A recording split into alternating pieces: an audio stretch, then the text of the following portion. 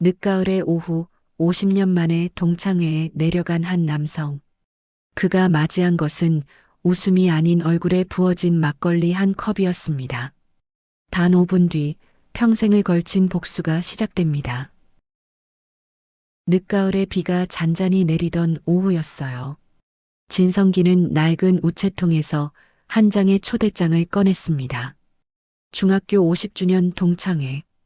검은 잉크로 적힌 글씨가 유난히 선명하게 보였어요. 그 아래에는 회장 이름 박춘배라는 낯익은 이름이 적혀 있었습니다. 진성기는 그 이름을 보는 순간 오래된 기억이 되살아났습니다. 운동장에서 자신을 놀리며 밀치던 소년들, 그리고 그 중심에 늘 있던 박춘배의 얼굴. 성기는 오랜 세월 동안 그 얼굴을 잊었다고 생각했지만 이름 하나로 가슴속 응어리가 되살아났습니다. 50년 만이라 그 자식은 얼마나 변했을까. 그는 초대장을 손가락으로 비틀며 중얼거렸습니다. 거실 안에서는 여동생 진순이가 따뜻한 보리차를 내오고 있었어요. 진순이는 오빠의 손에 들린 종이를 보고 미간을 찌푸렸습니다. 오빠, 그 사람들 만나서 뭐해요? 괜히 속만 상하지. 성기는 아무 말 없이 웃어 보였지만 그 웃음엔 묘한 냉기가 섞여 있었죠. 그는 그날 밤 먼 길을 내려가기로 결심했습니다. 다음 날 아침 성기는 낡은 정장을 꺼내 다림질했습니다. 주머니 안에는 오래된 시계가 들어 있었어요. 아버지가 생전에 물려준 시계였고 그날 이후 단 한 번도 차본 적 없는 물건이었습니다. 진순이는 그런 오빠를 보며 왠지 모를 불안감을 느꼈습니다. 오빠 꼭 가야 돼요? 그래, 이번엔 가야겠어. 성기의 목소리는 단호했습니다. 마치 오래된 숙제를 끝내려는 사람 같았어요. 저녁 무렵 그는 고향 마을로 향하는 버스에 몸을 실었습니다. 창밖으로 스치는 논밭 사이로 해가 천천히 지고 있었습니다. 버스 안 라디오에서는 옛 노래가 흘러나왔죠. 세월이 참 빠르네. 그는 창문에 비친 자신의 주름진 얼굴을 바라보며 낮게 웃었습니다. 버스가 시내를 벗어나 산길로 접어들 때 창밖에는 낯익은 풍경이 펼쳐졌습니다. 그때의 운동장, 그때의 가로등, 그리고 그때의 비탈길. 모든 것이 변했지만 냄새는 그대로였습니다. 그의 심장은 천천히 그러나 묵직하게 뛰기 시작했습니다. 이제 곧 50년 전의 기억이 되살아날 장소로 들어가는 것이었죠. 그리고 그 순간 그는 문득 생각했습니다. 이번엔 그냥 웃고 넘기지 않겠어. 버스 창문에 맺힌 빗방울이 흘러내리며 그의 결심처럼 조용히 흔들렸습니다. 50년의 세월이 만들어낸 복수의 불씨가 그날 밤부터 깨어나기 시작했습니다.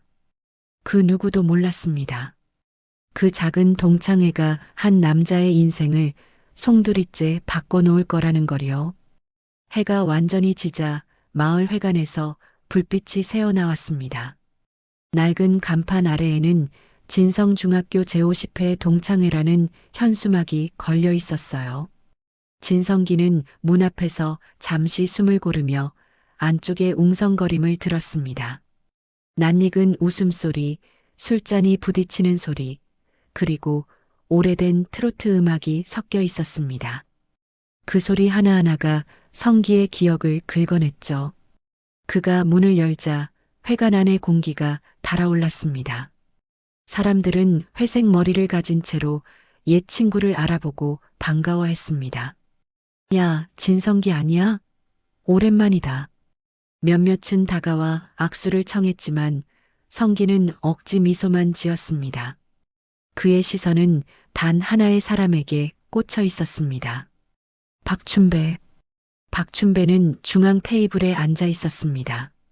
넓은 어깨, 붉게 달아오른 얼굴, 여전히 세상 중심에 서 있다는 듯한 태도였어요. 그의 앞에는 막걸리 병이 여러 개 비워져 있었고 사람들은 그의 농담에 크게 웃고 있었습니다. 성기의 가슴속에서 오래된 서늘한 기억이 다시 고개를 들었습니다. 50년 전 운동장에서 자신을 밀치며 웃던 그 얼굴 그대로였죠. 시간이 지나자 술자리는 더 거칠어졌습니다. 사람들은 옛 추억을 꺼내며 웃고 떠들었지만 그 속엔 미묘한 긴장감이 감돌았습니다. 박춘배가 성기를 향해 잔을 들며 소리쳤습니다. 야, 진성기, 너 그때 생각나냐? 내가 네 도시락 엎었을 때 울던 거. 사람들 사이에서 웃음소리가 터졌습니다. 성기의 얼굴 근육이 살짝 떨렸습니다. 그는 조용히 술잔을 들어 한 모금 넘겼습니다. 입안에 퍼지는 막걸리의 쓴맛이 오래된 모멸감과 겹쳐졌습니다. 박춘배는 그 모습을 보고 다시 호통을 치듯 웃었습니다. 아직도 그렇게 조용하네. 넌 참 변한 게 없어, 성기야. 그 말에 주변 사람들도 어색한 웃음을 흘렸죠. 분위기가 다시 잦아드는 듯 했지만 박춘배는 멈추지 않았습니다. 그는 갑자기 일어나 막걸리 병을 들더니 성기에게 걸어갔습니다. 자, 옛날 생각나게 한 잔 받으라. 그러곤 병째로 막걸리를 들이붓듯 성기의 얼굴에 쏟았습니다. 차가운 술이 머리부터 흘러내렸고 회관안은 잠시 정적에 휩싸였습니다. 사람들은 놀라 눈치를 받고 몇몇은 말리려다 멈췄습니다. 성기는 천천히 고개를 들었습니다. 눈앞에서 비틀거리며 웃는 박춘배의 얼굴이 보였습니다. 그의 입꼬리에는 비열한 자신감이 걸려 있었죠. 그때 성기의 눈빛이 미묘하게 변했습니다. 그는 휴지로 얼굴을 닦으며 아무 말도 하지 않았습니다. 대신 천천히 일어나 사람들을 향해 잔을 들었습니다. 괜찮습니다. 오랜만이니 이럴 수도 있죠. 그의 목소리는 침착했지만 그 속엔 묘한 울림이 있었습니다. 박춘배는 비틀거리며 웃었고 사람들은 다시 어색한 웃음을 흘렸습니다. 그러나 아무도 몰랐습니다. 그가 테이블 밑으로 손을 내렸을 때 이미 단단히 쥔 주먹 안에 깃든 결심을 진성기의 눈빛 속에서는 묵직한 어둠이 번지고 있었어요. 이제 이 밤은 단순한 동창회가 아니라 50년 묵은 복수의 무대가 되어가고 있었습니다. 그리고 그 복수의 시작은 단지 막걸리 한 병에서 비롯된 것이었죠. 회관의 공기가 한층 무거워졌습니다. 막걸리 냄새와 사람들의 땀 냄새가 섞이며 묘한 긴장을 만들어냈죠. 진성기는 흠뻑 젖은 얼굴을 닦은 뒤 아무 일 없다는 듯 자리에 앉았습니다.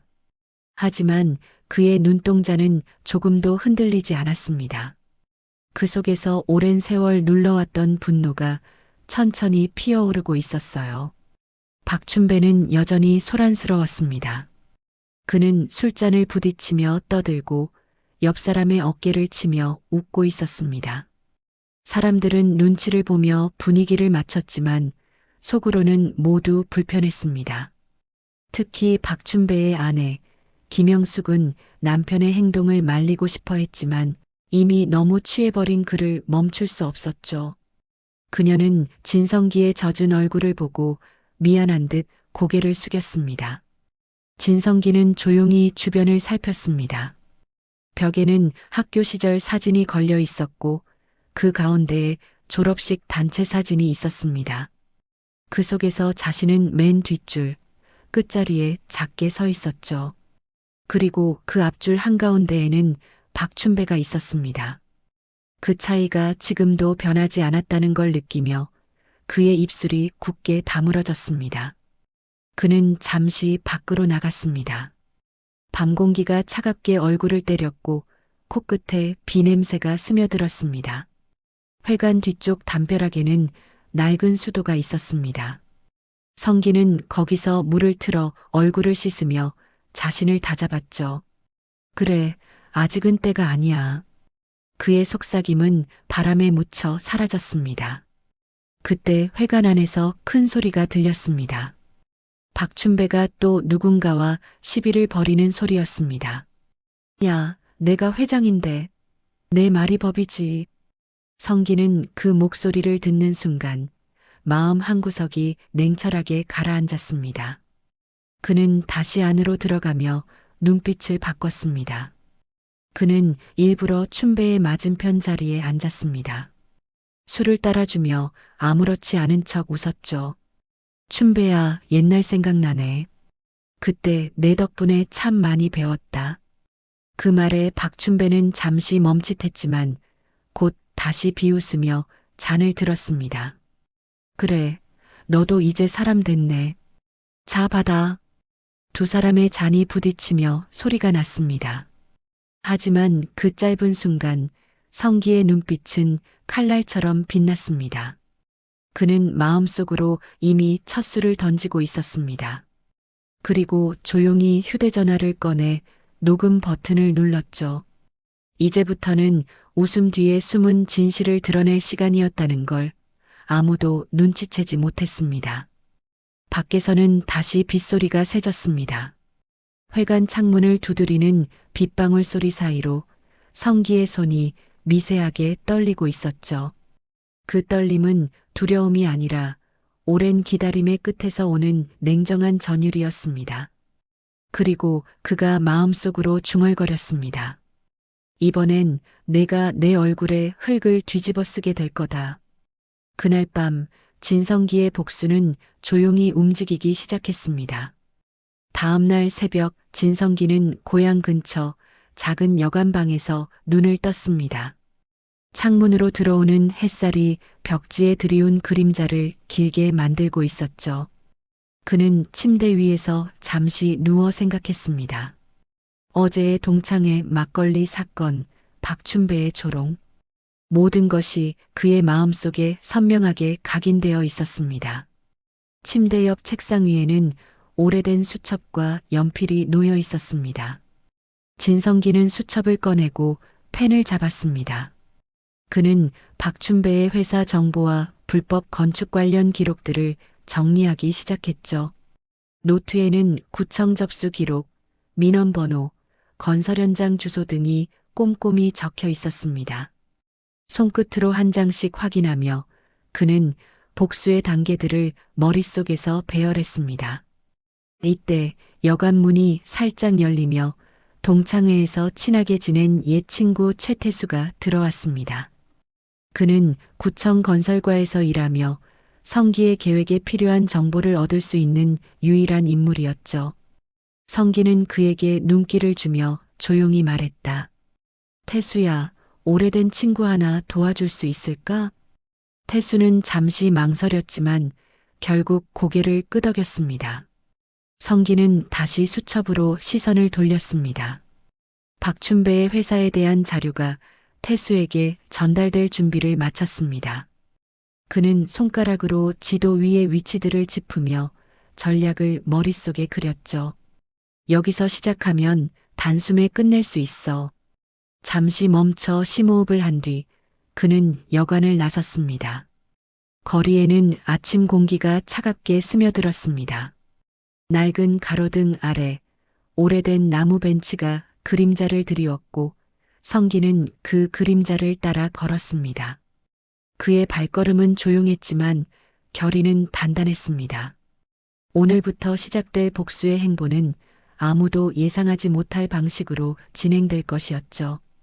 그리고 그는 마음속으로 다짐했습니다. 이번에는 흔들리지 않아야 한다. 이렇게 진성기는 복수를 위한 첫걸음을 내디뎠습니다. 하지만 앞으로 닥칠 사건은 그의 예상보다 훨씬 더 복잡하고 위험할 것이었죠. 며칠 뒤 박춘배의 건설 현장 앞에는 경찰 단속반 차량이 여러 대 도착했습니다. 현장 직원들은 갑작스러운 방문에 놀라 서로를 바라보며 우왕좌왕했죠. 진성기는 버스를 타고 조금 떨어진 언덕 위에서 그 광경을 지켜보고 있었습니다. 그의 눈빛은 차갑게 굳어 있었고 손에는 스마트폰이 단단히 쥐어져 있었어요. 경찰은 현장 사무실부터 점검을 시작했습니다. 불법 증축과 허가 미비 자료가 책상 위에서 발견되었고 담당자는 당황하며 서류를 숨기려 했죠. 박춘배는 현장으로 달려와 큰 소리로 항의했습니다. 이게 무슨 소리야? 우리 회사는 합법적으로 운영돼. 하지만 경찰은 그의 말을 듣지 않았습니다. 현장 한쪽에서는 내부 고발자 김두호가 단서를 제공하고 있었습니다. 그는 옛날 동창회 때 성기의 부탁으로 관련 자료를 경찰에 넘긴 상태였죠. 박춘배는 김두호를 보고 눈이 커졌지만 이미 상황은 걷잡을 수 없었습니다.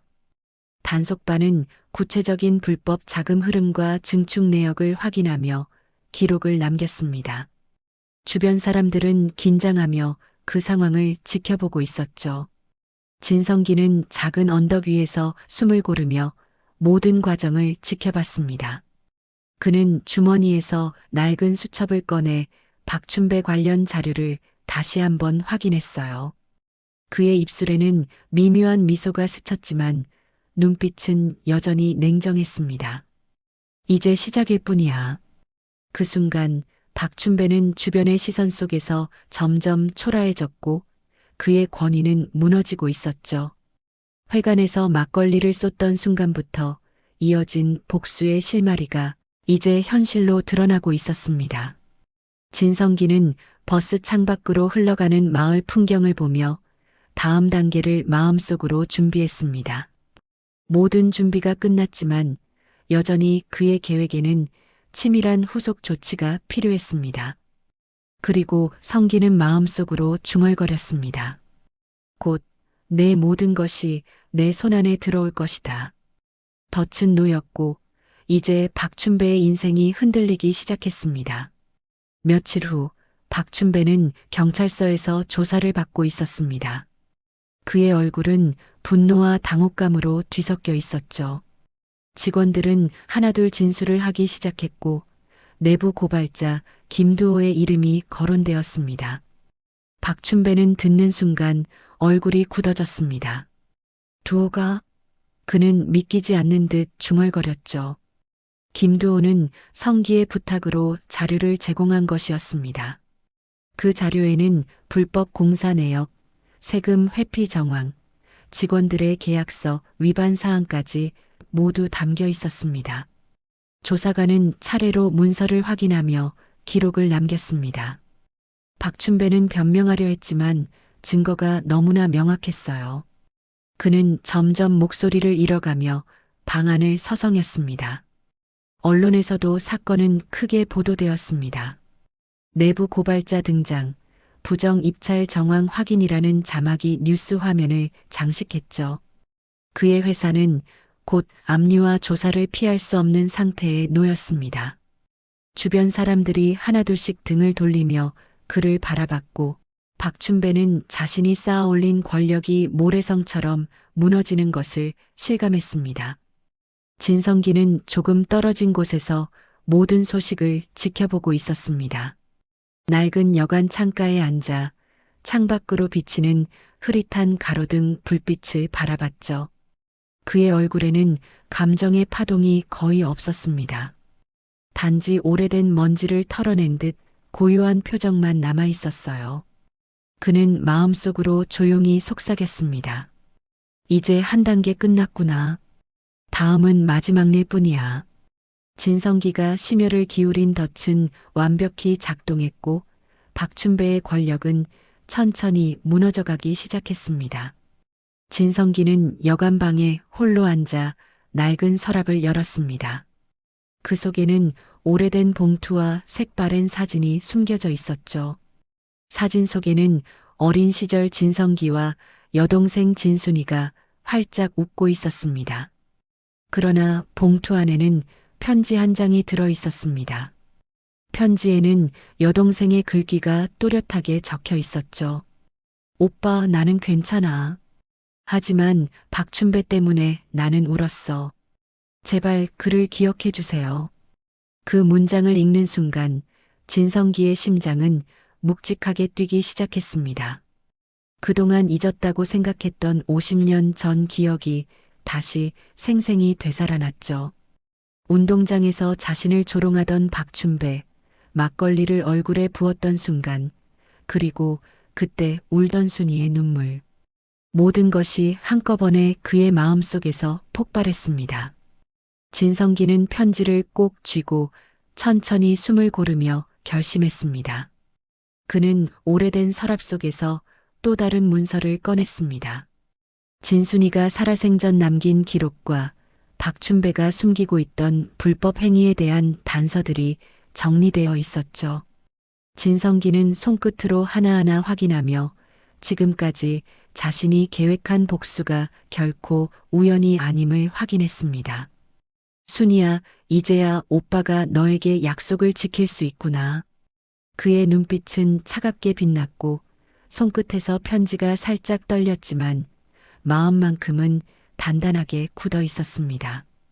그 순간 문득 창밖에서 들리는 바람소리 속에서 어릴 적 뛰놀던 골목의 울음소리가 겹쳐졌습니다. 진성기는 천천히 편지를 접고 서랍 속에 다시 넣었습니다. 그는 결코 돌아보지 않고 일어서 복수의 마지막 단계로 향할 준비를 했죠. 50년 묵은 슬픔과 분노는 이제 실행 가능한 계획으로 변했고 그 복수는 단순한 자존심 회복이 아닌 여동생을 위해 반드시 완수해야 하는 사명으로 자리 잡았습니다. 그날 밤 진성기의 눈빛은 결코 흔들리지 않았습니다. 곧 시작될 복수는 단순한 복수 그 이상이 될 것을 세상 누구도 예상하지 못했죠. 진성기는 구두수선소 문을 열고 들어섰습니다. 낡은 가게 안은 평소처럼 조용했지만 그의 마음속은 전쟁 후의 정적처럼 고요했죠. 라디오에서 뉴스가 흘러나왔습니다. 박춘배 대표 불법 공사와 내부 고발 자료로 구속 자산 동결 및 회사 폐업 결정. 진성기는 입술에 미묘한 미소를 띠며 손끝을 굳게 쥐었습니다. 그 순간 가게 문이 벌컥 열리며 박춘배가 복역 전 마지막 허세를 부리며 뛰어들었습니다. 이게 무슨 소리야? 누가 이걸 꾸민 거야? 그러나 주변 사람들은 이미 그를 외면했습니다. 직원들은 멀찍이 떨어져 숨죽인 채 지켜봤고 내부 고발자 김두호는 차가운 눈빛으로 그를 바라보았죠. 박춘배는 벽에 기대어 허우적거렸고 손에 쥔 문서조차 무의미하게 느껴졌습니다. 진성기는 차분히 가게 한쪽에서 그 모습을 지켜봤습니다. 그의 눈빛은 얼음처럼 차가웠고 입술에는 승리의 미소가 번졌죠. 드디어 끝났구나. 박춘배는 이제 모든 권력을 잃고 사람들 앞에서 무릎을 꿇은 채 굴욕을 감내해야 했습니다. 사람들은 숨죽이며 그러나 확실하게 그 순간의 승자가 누구인지 알고 있었죠. 진성기는 창밖으로 시선을 돌렸습니다. 빗방울이 햇살과 함께 반짝이며 마치 오래된 원한이 씻겨 내려가는 듯 했습니다.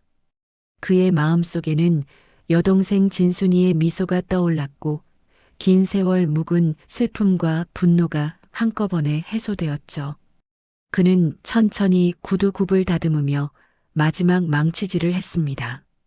외부에서는 여전히 빗소리가, 내부에서는 박춘배의 굴욕과 주변의 숨죽인 시선이 묘하게 섞여 있었습니다. 진성기는 깊은 숨을 내쉬며 구두수선소 문을 닫았습니다. 박춘배는 쓰러지듯 의자에 앉아 권력과 허세가 얼마나 허망한 것이었는지 뼈저리게 느꼈죠. 진성기의 승리는 조용하지만 강렬하게 누구도 부인할 수 없는 사실로 남았습니다. 그는 다시 일상으로 돌아왔지만 그날 밤의 복수와 박춘배의 굴욕은 오랫동안 마을, 사람들의 기억 속에 남을 것이었습니다.